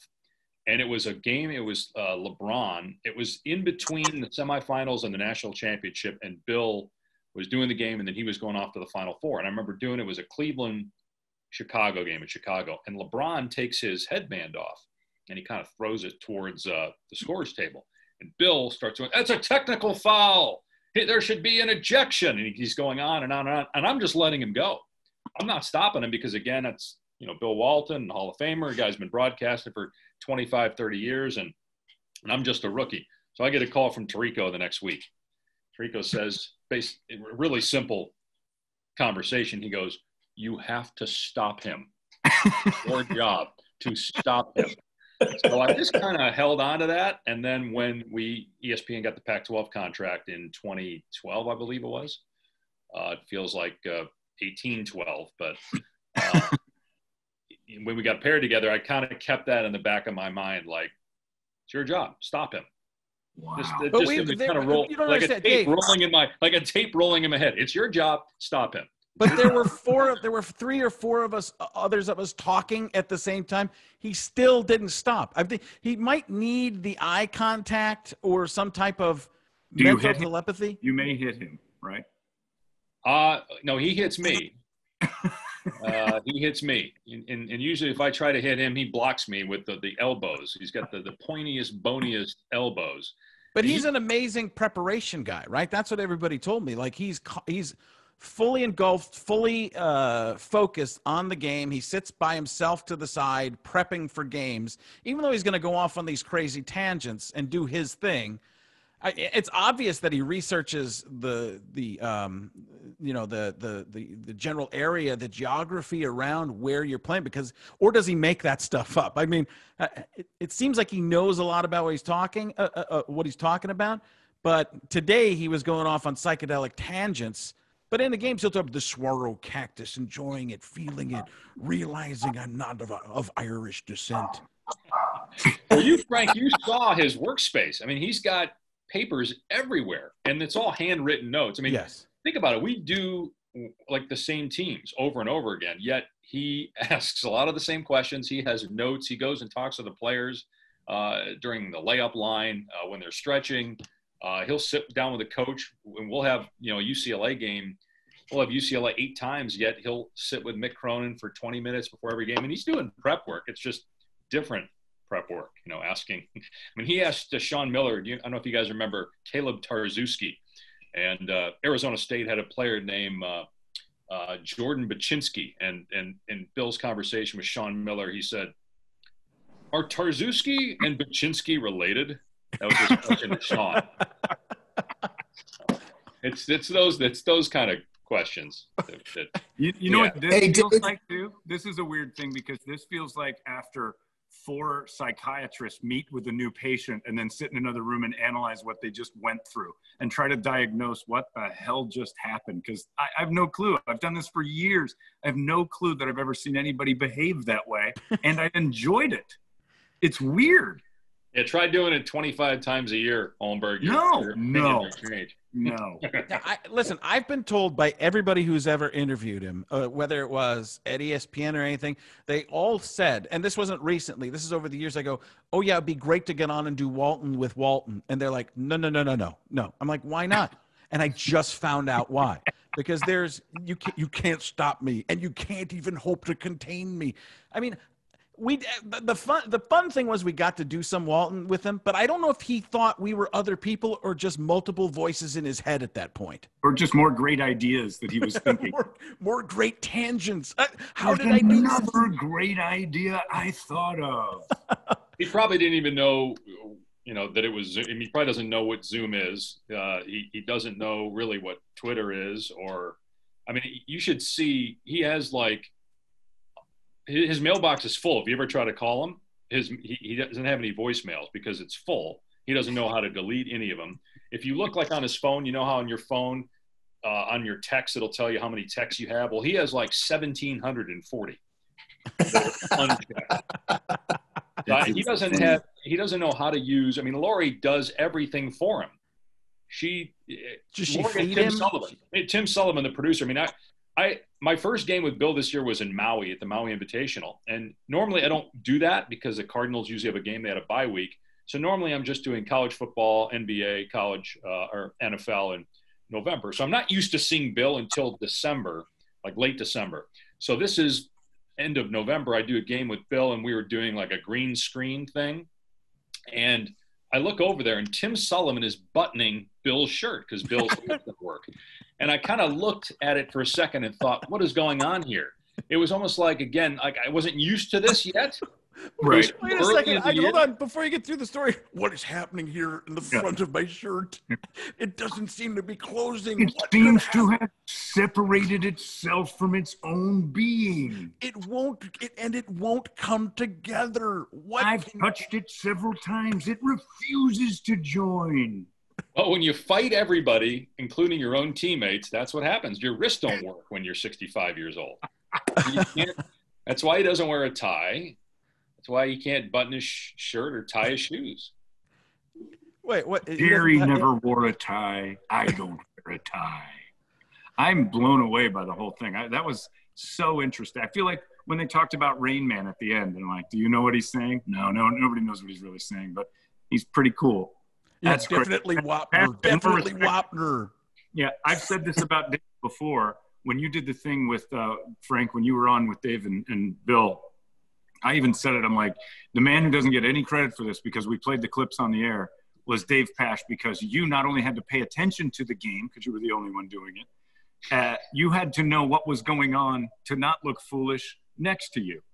And it was absolute insanity. And you were smooth as butter, man. It was as good as it gets as far as broadcasting for anybody who's ever done it. And Salehi's listening right now, and he's a broadcast. That's what you watch. You watch a guy who's listening, watching, and understanding there are 3 things going on, and you're the ringleader. That's P.T. Barnum right there. So, Pasch, my hat's off. I've never seen anything like what I just watched, and you control it. And, John, if you remember, after I did that game with Walton on ESPN and Dave, I said Dave had the best line of the entire day with Frank, you're going off on so many tangents, whatever it was. But you said, you're going off on so many, you're talking so crazy. Bill's actually talking about the game.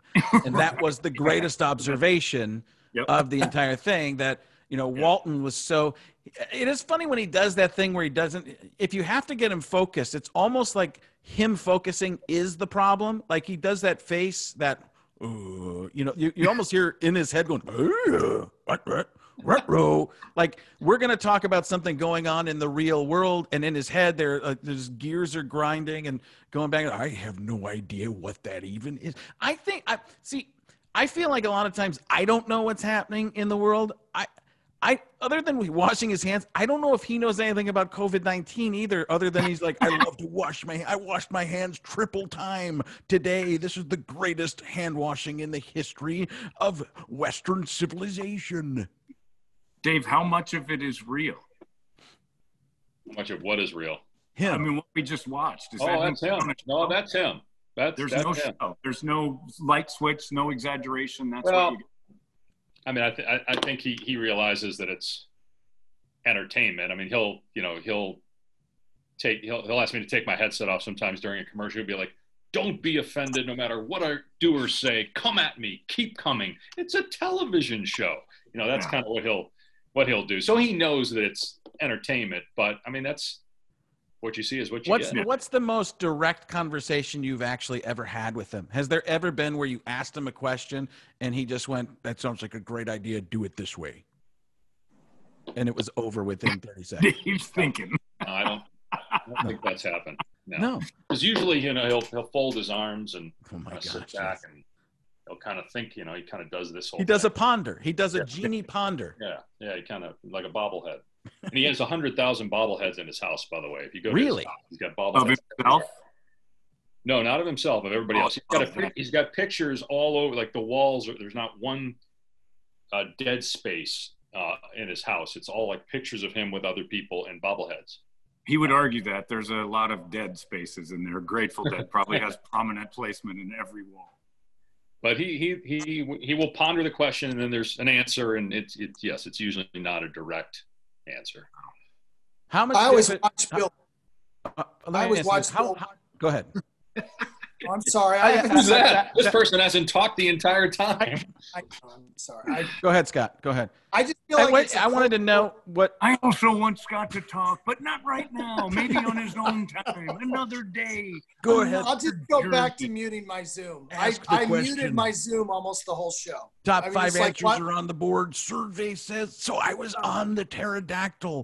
I was with Elvis. We were finding our way to Elton John's grotto, and we knew how life would end because we'd been there already. As time bends around, we understand that it isn't linear. It's exactly the way my stories are, going from one to the next.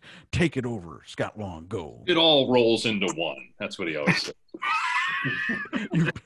One big doobie that controls my thought patterns. What did you have?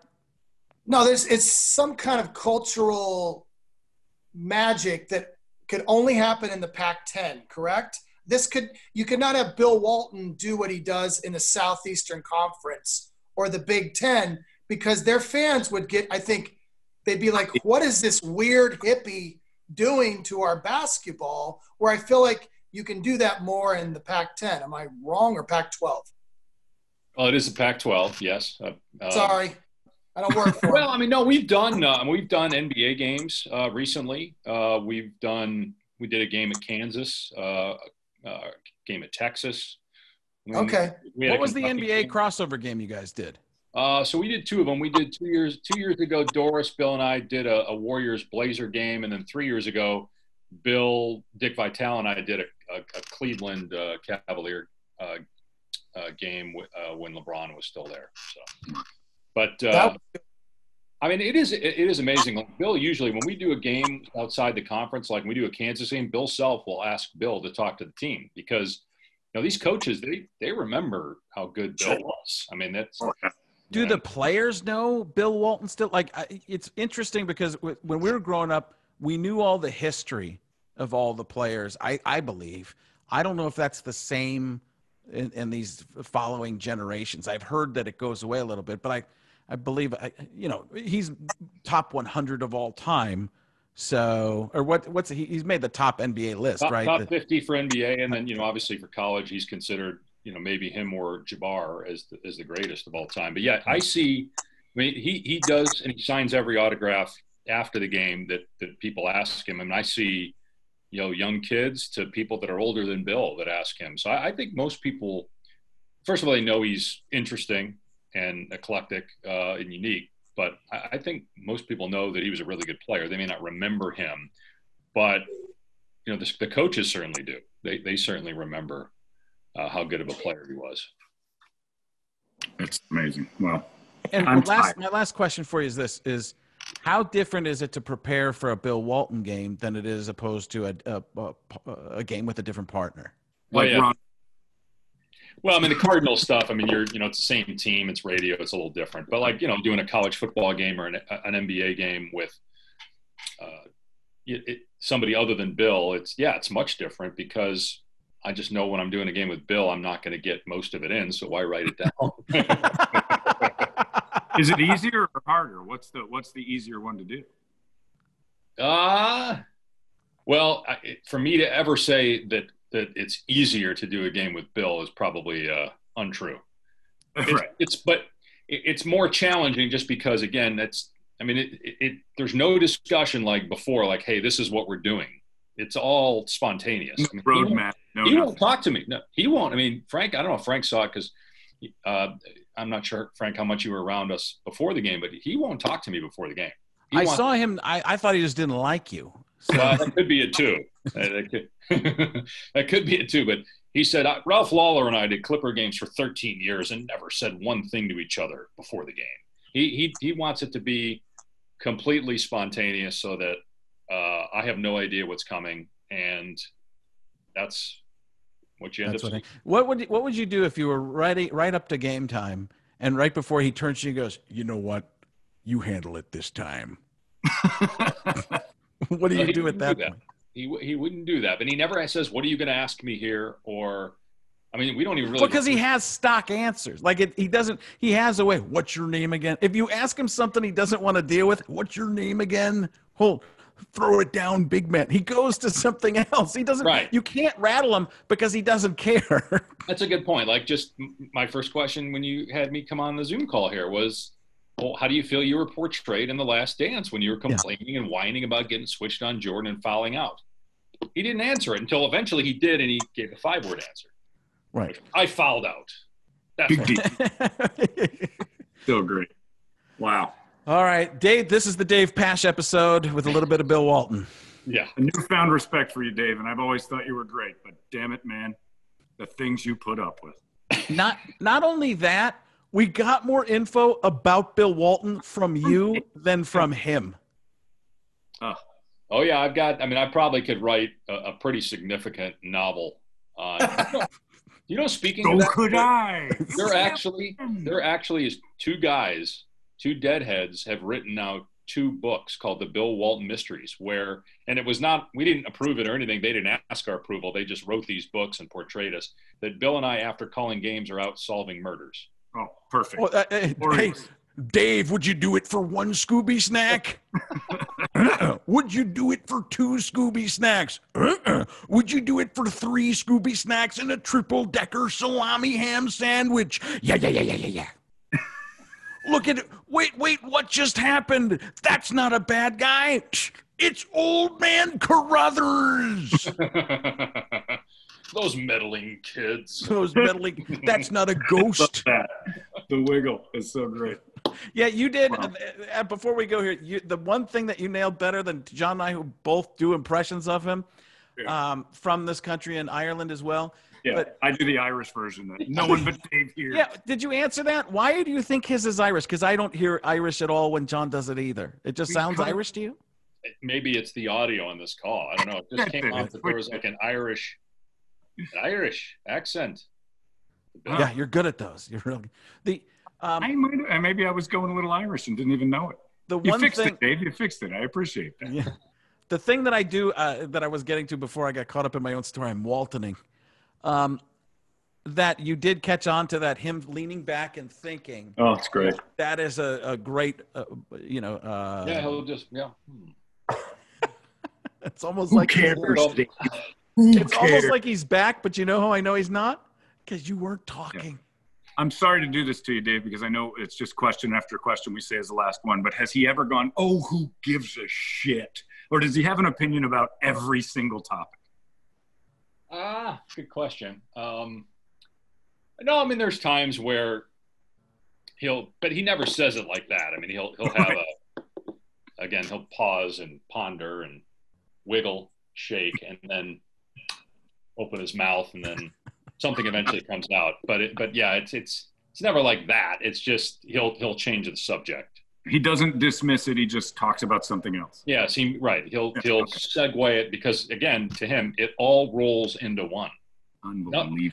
No topic is off limits because it finds a way to work back into something that has to do with the dead or solar. You know, he calls me coal. He calls me coal. He's solar and I'm coal. You're the old way. Yeah. All right, Dave, thanks for coming and explaining what we just heard and saw. And now I feel like I need to end the episode with Bill Walton calling back to his leader. And explaining Dave.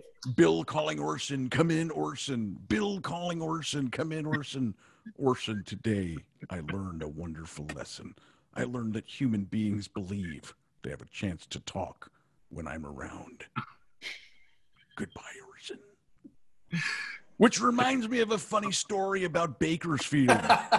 Your own stories can't remind you of other stories. That's not a thing. He has tangents on tangents. All right. Thanks, Dave. We're going to try and figure out what we just were a part of. Thanks, Frank. See you, Holmberg. See you guys. See you, man. Have a good one. Yeah, that's pretty amazing. When you're own, I've never been that. I'm like, oh, my story makes me think of another story about me. You know what it was? Remember Troy McClure on The Simpsons? They came back from a commercial once, and he was eating with Selma, and he's laughing, and he goes, that was the greatest story I've ever heard. Now you tell one. Yes. That's Bill Walton. The Unbelievable. end.